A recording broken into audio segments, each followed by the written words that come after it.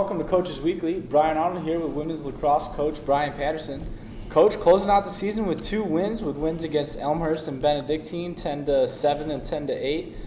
The big thing let's start with your recap of the 2 games. Elmhurst was a continuation game from April 5th, I believe it was, and we scored 7 goals in the second half, which pretty much propelled us for the rest of the game.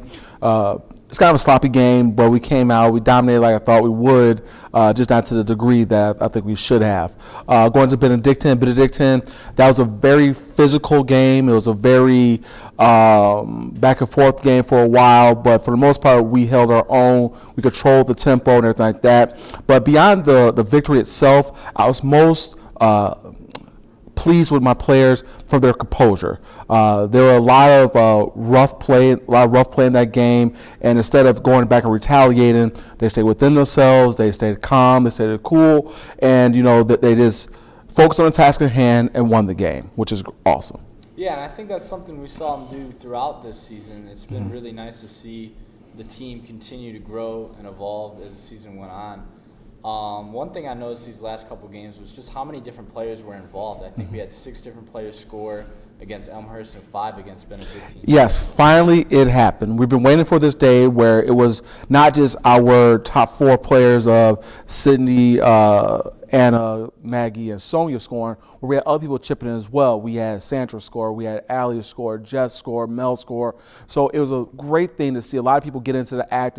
So we're not just a one-trick pony. We don't give to certain players. We give to anybody and show everybody like, hey, this is a real team. There's not just a couple players that do everything for this team, but it's an entire team that must be respected at all times. So 2nd season overall for the women's lacrosse team here at CUC.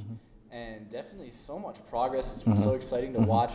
6-11 this year. Just talk a little bit about what your goals were coming into this season and how you feel you guys executed.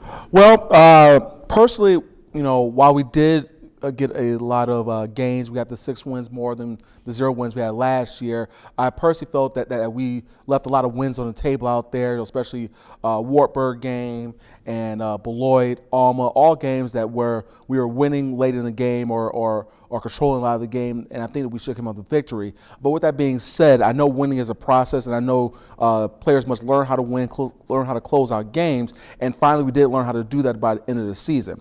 If we were to go back and play all those games we lost in a real tight, close battle and play them again, I undoubtedly know that we will win those games and probably win them handily just because our players have the right mindset now and know how to go out there and win a game.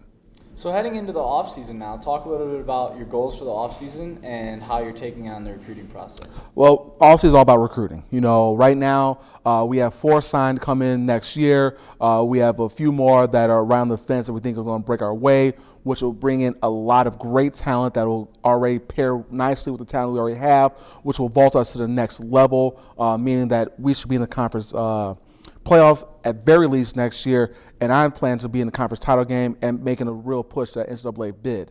Beyond that, we're looking at our 2018s, 2019s to get that going. So, we keep this program moving in an upward trajectory and not just stay stagnant. I have real high hopes and great plans for this program because I know what we could do here. I know the type of players that we bring. I know the type of coach that we're always going to have here, and I know we're going to be a great program for years to come.